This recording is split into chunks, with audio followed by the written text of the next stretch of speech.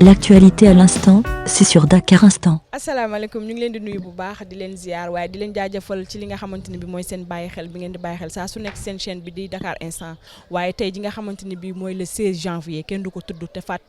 duñ ci yegg ci mukk te fàttalikuwuñu ki nga xamante ne bi moo di Ndongo Lo ci at mi ñu passé muy année 2005 le 16 janvier ci la génnoon fi nga xamante ni moo di àdduna waaye tey ñi ngi fi nga xamante ni bi fi mooy Pikine fii la ko ñëpp xamee fii la juddoo fii la màggee waaye fii la yaroo itam ñu ngi nii jàkkaarloo fi nga xamante ne nii fii la dëkkoon fii la yaayam dëkkoon mu juddoo fi palanteeru néegu yaayam ngeen di seen nii tey wàcce nañu kaamil ñaanal nañ ko yàlla xare ko àjjana ay rakkam ay mbokkam ak i bàjjanam ñoom ñëpp a ngi fi bu soobee yàlla ñoom ñëpp dinañ waxtaan ak ñoom ñu wax ñu jaar-jaaru Ndongo Lo ak ay baaxu Ndongo Lo yi nga xamante ni woon daan ne ko jëfee yéen ñu ngi lay nuyu. waaw soxna si ñu ngi lay fay bu baax a baax waaw di leen wax ni kontaan nañ ci yéen bu baax parce que seetlu nañ depuis Mame Cheikh yéen a ngi koy topp di ko jàppale ci lépp lu mu yëngu rawatina tey nga xam ne lem solo lépp ci Ndongo Lo tey la ndax nit ki moom su fi bàyyeekoo lim gën a soxla mooy ku koy ñaanal te ñun mosu ñu cee jóg bi mu génne àddina ba tey ci loolu la ñuy dox su at bi ñëwee dañ koy wàcceel kaamil jàngal ko suñu borom maanaam ñaan yàlla jotal ci yool bi suñu borom xaree ko àjjana waaw ñu ngi nii nag ci këñum Ndongo Lo waaw parce que Ndongo Lo fii la juddoo fii la yoroo fii ngeen gis nii fii mooy parenteeru yaayam fii la daan fëgg guddi di ko jox dépense bi soo xoolee clip bi Mame Cheikh way mu ngi ko ci wax parenteer baa ngi nii Ndongo Lo fii la fekk baax. yéen xam naa dañuy ànd rek Malick dugg ak moom ci fi nga xamante ni mooy ci biir kër gi waxtaan ak ñi nga xamante ni bi moo di mbokk yi xarit yi ak am di jàmb yi waaye itam ay bàjjenam ak i nijaayam ak i magam ak i rakam ñoom ñëpp ngi toog dinañ xuus léegi waxtaan ak ñoom ku nekk wax ñu li nga xamante ne bi moom nga xam ci Ndongo Lo ak ay jaaram. Maguette Niang ñu may wax bëgg. Maguette Niang bëgg. waaw bëgg saare wa ngi nii. yow nga nekk jarbaat ci Ndongo Lo. waaw. lan nga ñu mën a wax ki nga xamante ni mooy Ndongo Lo mu nekkoon sa nijaay. Ndongo moom wax dëgg yàlla li mën a wax si moom bari na loolu sax bu nekkee fii di wax si moom du jeex waaw day nekk bis boo xamante ne sax bu ñëwee rek waaw xooli day tooy xama waaw moom wax dëgg yàlla nekkoon nit koo xamante bii nii loo wax si moom rek bàyyi lu bëri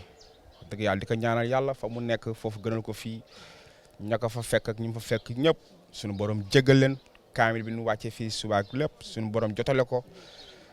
ak waajuram ak ñëpp si barkeb sëñ Saliou. ñii nag ñuy gis ni mooy ñi nga xamante ni bi mooy ay fan su Ndongo Lo waaye itam jege ki nga xamante ni bi moo di Mame Cheikh Niang di rakk ci Ndongo Lo nee naa ko ku jàpp rek te yàlla tax doomu sa baay ku ne xam na ne Ndongo Lo ba mu génnee àdduna ak léegi yàgg na toll na ci 15 ans mais ñoom ba léegi bàyyiwuñu année bu jot dañuy ñëw ànd ak li nga xamante ni bi moo di mbokk yi ak xarit yi ñëw ànd ak ñoom wàcceel ko kaamil ñaanal ko. Dakar Instant. waaw ñu ngi leen di fay bu baax a baax di la wax rek ni kontaan nañ seen ñëw fii fekk si nu si Pikine waaw man moom Mauritanie laa jógee maa ngi tudd Cheikh Diagne nekk fan si Ndongo Lo yàgg ko bëggee lool. ba tey Mame Cheikh jël relève bi ñun taxaw di ko jàppale parce que xam nañu lu leen Ndongo doon jëriñ li ñu xam ni Ndongo Lo am na lu leen doon jëriñ ak fu mu leen féete woon moo tax ñun ñu ñëw rangé wu si wetam di ko jàppale di ko taxaw di ko conseiller di ko jox confiance pour mu jëm kanam ba fi mu Ndongo bëggoon egg incha allah mu yegg fa. ba tey nekk na loo xamante ni bii feragul képp koo xamante ni bii rek yaa ngi wax da ngay sant li nga xamante ni bii moo di tristesse ci kanam yi. loolu mooy wane rek ne Ndongo Lo du deñ mukk ci xolu nit ñi saa su nekk day mel ni tey la génn àdduna. Ndiaga Samb.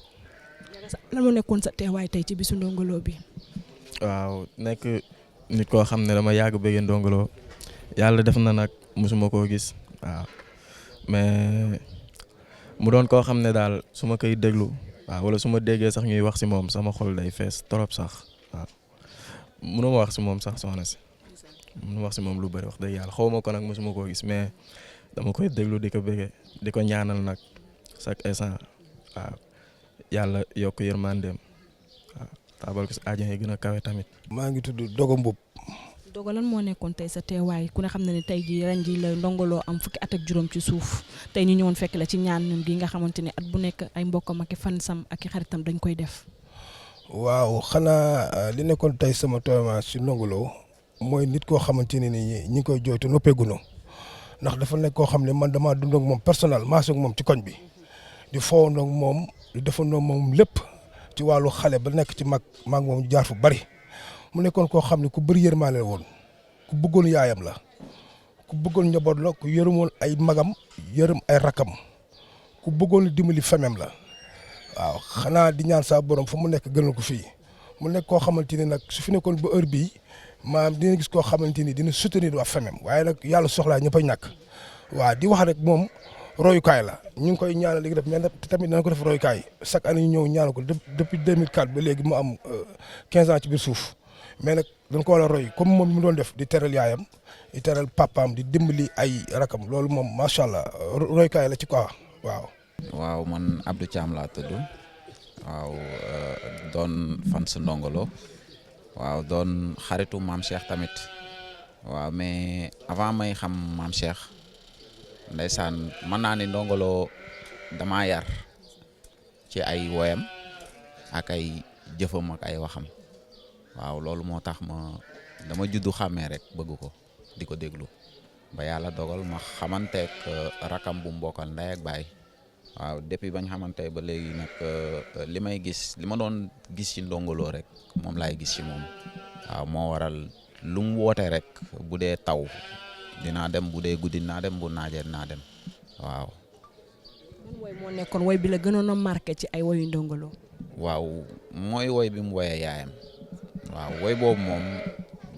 bu ma meran sax bu ma ko dégloo damay ñëwaat waaw man du ma déglu lu dul Ndongo Lo xanaa ak maam Cheikh mais bu ma amee problème bu ma jaaxal wala ma mer wala ma def leneen damay xëcc sama rajo rek déglu Ndongo Lo après day jeex waaw ca tamit ay woyam ay parolam comme ni ma leen la damaa yar ay parolam man musuma gis Ndongo Lo xaw ma ko mais ay parolam man moo ma yar ndax boo koy déglu booy déglu li muy wax ca ba ñuy topp musique bi déglu li muy wax dalay yee ci àdduna. tur bi Elimane Maam Bamba la. Elimane tey ñu ñëw fekk la ci anniversaire u décès Ndongo Lo bi nga xam ne tey la am fukki at ak juróom ci suuf lan moo nekkoon tey say taxawaay fii. waaw li nekkoon suñu taxawaay fii ñun dañoo yarandoog Ndongo Lo mu nekk suñu grand bu baax vraiment ñu jot a am lu ñu dund ak moom te it xam ko ci moom bu baax a baax boobu war nañoo mën a taxaw tamit seede ci moom waaw mu nekkoon taalibe Serigne Touba waaw bu bëgg Serigne bi waaw bëgg tamit Serigne Fallou ñu xam ko ci loolu waaw te maanaam ñun ñi nga xamante ne li ñuy wax marchand ambulant moom jël nañu dugal ñu ci marchand ambulant man ak ki toogoon fii Dogo ak ki ñuy wax Fallou ñu naan ko Pape Mouri Ndongo Lo dugal nañu ci marchand ambulant di ñu fay journée ñuy jaay bu ñu wàccee versé ko mu jox ñu suñ liñ ci am waaw loolu dund nañ ko ak moom ak yeneen bu ñu fi toogoon moom di ko lim du jeex. man Sele bëgg Ndongo Lo. Sele bëgg Ndongo Lo lan moo nekkoon sa taxawaay tey parce que gis nañ ni ay fan su Ndongo Lo ngeen mais ba tey bàyyiwu leen ku ne xam na ne Ndongo Lo def na 15 ans ci suuf mais ba tey bàyyiwu leen chaque jour lu xew ci moom loo xamante ni wàccee kaamil la wala ay ñaan dañ leen di gis ngeen taxawaay boobu taxawaay lu tax loolu. waaw dëgg la taxawaay bi tamit taxawaay entre soppe la ak ki mu bëgg rek parce que ñun moom macha allah tamit yàgg nañ ko taxawaay depuis le 2014 bi ko maam Cheikh ñaan def fii muy ay cant tamit di ay wàccee kaamil yàgg nañ ci ànd ak moom chaque le 16 janvier dañ ciy déggoo ak moom ñoo defee ko fii di Pikine deuxième robinet waaw di ci ànd ak maam Cheikh Niang bëggoon magam trop nag waaw magam nag féetewoon ñu fu ne parce que dañuy déglu ay wayam di ci jàngatee xam nga mu ñu yee daal ci àdduna bu baax baax ñu bëgg ko trop te nag Ndongo Lo li tax ñu gën ko yokk jàpp tamit du ko sax ay wayam parce que bu dee way yaakaar naa Michael Jackson waykat la mais oyofayam maanaam Ndongo Lo même bu dul way kese boo ko xamee nii en personne ci oyofayam ni mu oyofee nekk Baye Fall maa rek loolu rek day tax nga jàpp ko parce que àdduna amuñ fi dara lu oyof rek waaw ku la gënoon oyof moo la gën a am nit ñi man bokk na si lu yokk tax ma gën kaa jàpp mooy oyofaay bi dafa oyof. laay bu Ndongo Lo. laay bu Ndongo Lo ci loo nekk. sant yàlla bu baax. waaw tey mu nekkoon li nga xamante ni moo di anniversaire u décès Ndongo Lo 15 ans bi mu duggee suuf ak léegi tey lan nga yëg. man moom chaque jour moom dama ci yëg lu bare waaw mënumaa toog jour boo xam ni julli ma te ñaanalu ma Ndongo Lo waaw ndax dama nekk nit koo xam ni dafa nekk sama biir xol waaw duma ko mës a fàtte ndax jëlee na ma ci lu bare dama doon xëy di taxawaaloo rek mais bu may déglu ay sawna mun a jur mu dee taxut a yara dal jur lu ne li nga faju dara mooy di yara dal chaque jour bu ma ko dégloo pareen saay daf may jooyloo moo tax sàngi suba ba ma nekkee ci wér daa am son bu ma doon déglu ba mu ñëw côté boobu moo taxoon sama rangoñ tuuru gaa man du ma déglu musique sax mais moom waxam yi bëri daf may yokk jom saa su ne. maa ngi tudd Pape Sow. waaw li ma xam ci moom daal mooy yaatu tabe par ak bëgg nit oyof te loolu mooy nit daal. macha allah Malick ñi ngi fi nga xamante ni bi mooy kër Mama Kiné di nekkoon yaay ci Ndongo Lo. ndongo jàmm rek lañ am ak moom keroog bi mu woowee Abdou Sylla ba pare dana ma mère Kiné bu ma paree dinaa way Lamp Fall sama doom dinaa way Lamp Fall man ko ay ndongo loolu ngay def man loolu laay def tax ñaanal ma rek daal dindi xaas ni daal di ma am teel yow xaas doo nga bëgg ñoo ngi koy ñaanal fan xamum fan bu gudd yàlla na xippee ji àjjana ji gën a neex ci barke Mouhamed yàlla bu ko cat jiitu rek lañ koy ñaanal. keroog ba mu nelawee suñu kër gi dañuy yëkkati rek di tëral ñëpp xëm rek di xëm rek ñoom ñii ñoo maase ñëpp benn lañu wax dëgg yàlla leen yàlla defal jàmm. Ndongo si wayam boobu noonu bu muy way ku tekki bëri nday soxna saa ngi nii yaayam ju baax la woon parce que Serigne Saliou Mbacké loolu dama ko seede ndax xam nga ne ko sax lépp lu ngay mën a expliquer quoi. di dugg ci ki nga xamante ñooy ay dëkkandoom ay yaayam ñi nga xam ne bii ñoom la nekkaloon di deflanteeg ñoom teraanga ñu dalal ci kenn maman ñu ngi lay nuyu. maa ngi leen di fay. tur bi naka la. Ndeye Dione laa tudd. Ndeye Dione tey ñu ñëwoon bëggoon a nga waxtaan ak ñun tuuti rek ci jikko yi nga xamante ni bii xam nga ko ci Ndongo Lo ak yu baax yi mu def ak ñi ngeen dëkkandoo nekkoon ay dëkkandoo. Ndongo de xanaa baax ak jaru rek am ite rek di kaf di riyaa xale rek kenn wutul gis su Ndongo di xuloo mbaa Ndongo di xeex maa ngi def lu neexul yàlla foo ree bu tibisee daal Ndongo dee dafa dina ñëw ci kër gi moo xale ñuy lépp di lépp ba xaaju ko di affaire réeru daal moo nekkoon ay affaire am affaire réelu rek ak jàmm rek wax dëgg yàlla defu fi lu bon lafu fi lu bon ba li mu génne àdduna xam doom ji la daan àndal waaw dégg bu cëg wax dëgg yàlla. waaw man maa ngi tudd Thierno Diouf bokkoon ci ñi nga xamante ni ñoo dund ak Ndongo Lo comme ni mu ko waxee ci kasetam bu mujj ci morceau bi ñu naan xarit boo xoolee xaritam yi nga xamante ni ñoom la juddandoo yarandoo màggandoo comme ni mu ko waxee man ci laa bokk man maay Thierno Diouf. su ma jumul yow yaay Thierno Diouf Lambaye. waaw man maay Thierno Diouf waaw. Lambaye Magi Daba. Magi Daba waaw. macha allah. sa diggante ak Ndongo Lo lan la woon. waaw Ndongo moom mën naa wax ni sama doomu ndey la rek frère la ndax boo xoolee banlieue nu ñuy yaroo soo leen bokk koñ rek daanaka tolloo maas da ngeen di bokk lépp ba tax na ñoo nekk na woon ci koñ bi. mais niñ ko gisee woon ba muy nekk xale Ndongo boo xoolee moom way bi maanaam da ko doon dund parce que ñun ba ñuy nekk xale buñ daan foo ci foo bi sax ay way lay mujj maanaam dafa nekkoon koo xamante ni léppam way la woon bu daan dox mi ngi way buñ daan football sax da ngay dégg muy way donc mun naa wax ni loolu dafa nekk ci deretam te mën nañ jàpp ne tamit noonoo la ndax maamam da daan way maamam daan na way ay xasida Serigne Touba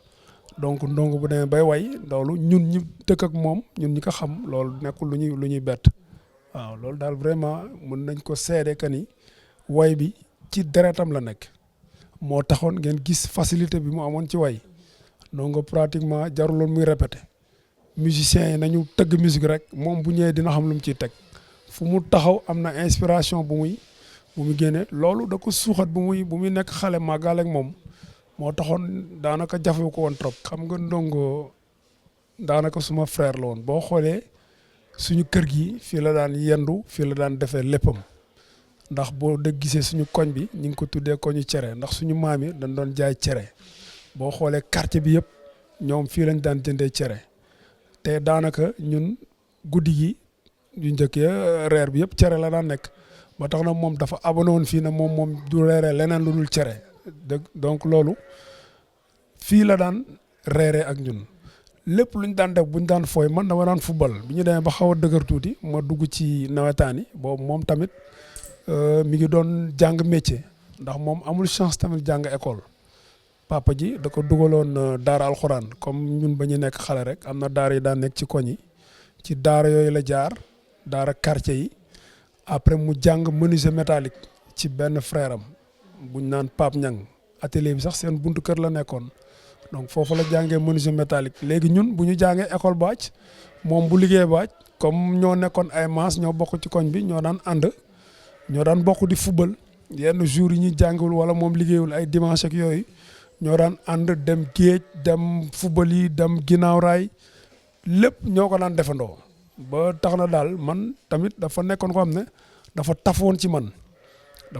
ci man parce que te man dama ko daan protéger tamit ndax ni mu ko gisee mu kole woon ci man bëggumoon ku ko laal loolu tamit dafa nekkoon benn sécurité ci côté am moo taxoon day ñëw balance foo ko séenee di nga ma séen ci wet ba léegi nag àdduna di dox tamit ba moom mu commencé di dugg ci way bi te ba mu ci dugg sax papa ji daf ko daan tere ndax bu njëkkoon tamit comme ni mu koy waxee rek way dafa amoon beneen image bu mu doon joxe si nit boo xam ne nekkuloon lu mag ñi rafetlu woon ba tax na bu ñu gisoon seen doom di way rek dañuy yaakaar ni day jël yoon bu baaxul mais papa ji bi mu koy tere nekkuloon rek da ko bëggoon tere mais dafa ragaloon mu jaaree ci yoon boo xamante ni voilà yoon boobu du baax mais bi muy demee ba xam ni kii kat way bi bëgg na ko te def nag ci sérieux jox na ko akam si la ko papa ji ñaanal nag mu continuer ci way bi. ki nga xamante ne bii nee naa ko mu nekkoon xaritu Ndongo Lo nekkoon koo xamante ne bii Ndongo Lo daf ko bëggoon muy Bala Mansa ñu ngi lay nuyu bu baax. ah maa ngi salaam maa ngi nuyu ñëpp ndax Ndongo Lo sama yaakaar ne woon yàlla ka yërëm mais Ndongo Lo ni mu dëkk daal dëkk Pikine gi yëpp ñëpp xam ne Ndongo Lo ku baax la Ndongo Lo am na àdduna ku mën Ndongo Lo mosu am yéen mosu moom ko mën la ko jox muy baaba ñëpp la jox yéen man bakkan man Pape Diaye man ñëpp la jox ay yére dañ koy may yéen Ndongo Lo yàlla ka yërëm Ndongo Lo ku baax kooku anniversaire yàlla ko yàlla sëñ Tuubaa di xëy baax a baax mais Ndongo Lo ku baax noonu kooku bëgg sëñ Tuubaa la bëgg sëñ Tuubaa la foo ko fekk xas si dugg si télé bi baax la yére mu sol ñëpp la jox yére yëpp la jox ku baax nga noonu Ndongo Lo ñëpp la baax. man maa ngi tudd El Hadji Mathiam Niang ñu may wax sëñ Fallou Niang. sëñ Fallou Niang lan nga doonoon ci Ndongo Lo. donc sama rakk la ñu bokk bàyyi.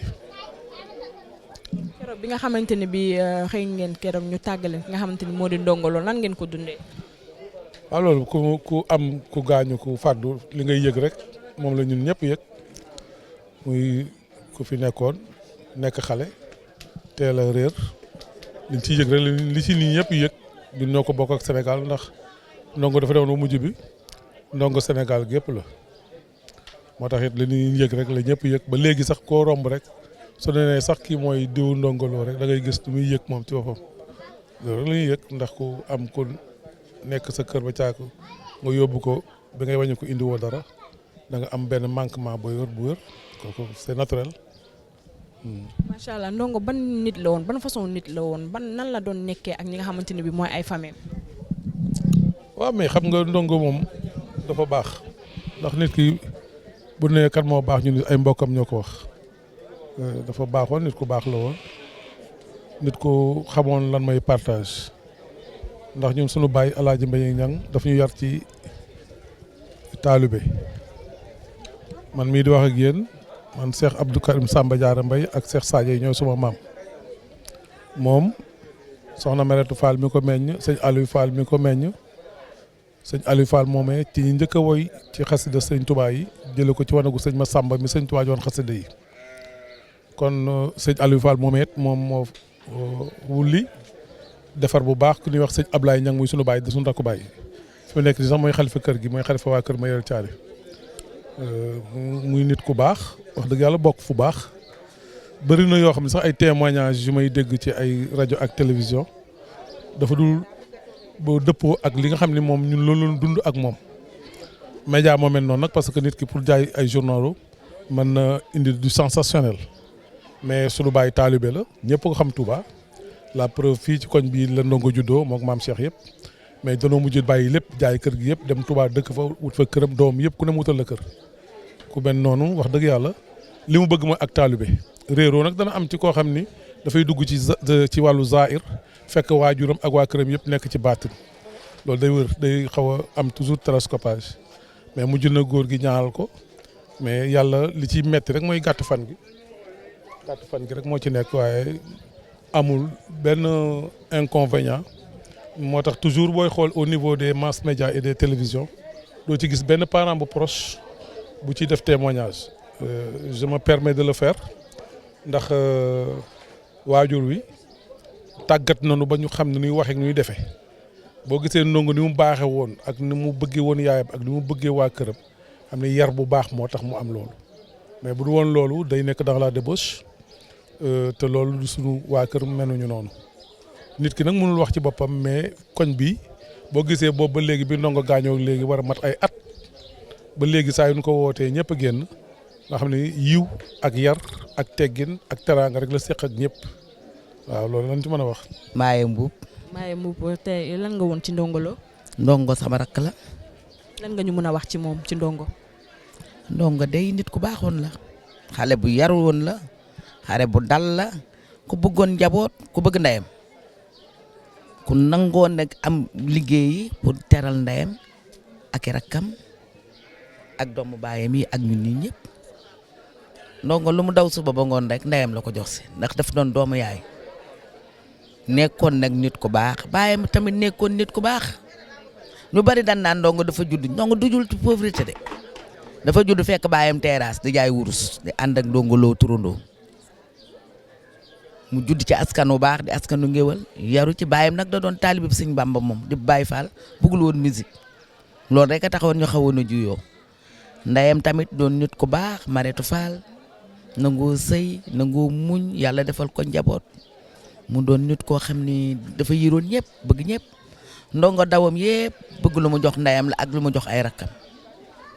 nit ku baaxoon la nit ku bëggoon njaboot la nit ku bëggoon Serigne Touba la. voilà mi ngi noonu macha allah suba ba léegi ñu nekkoon fi nga xamante ni bii moo di Pikine koñ bi nga xamante ni bii fi la Ndongo Lo juddoo fi la yaroo waaye itam fi la fekkee baax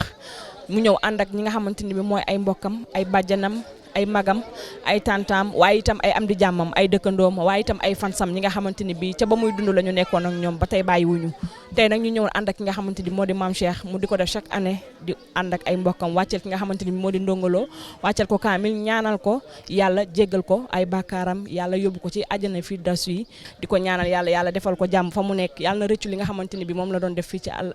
ci àddina ci barke Seydina. Dakar Instant, chaîne d'actualité sénégalaise qui vous donne l'information à tout instant. Abonnez-vous sur YouTube afin d'être les premiers au courant des toutes dernières nouveautés en vidéo. Page Facebook Dakar Instant, téléphone, plus 221, 77, 561, 55, 46, 77, 506, 85, 74, 78, 123, 86, 56. Adresse email dakarinstant@gmail.com. L'actualité à l'instant, c'est sur Dakar Instant.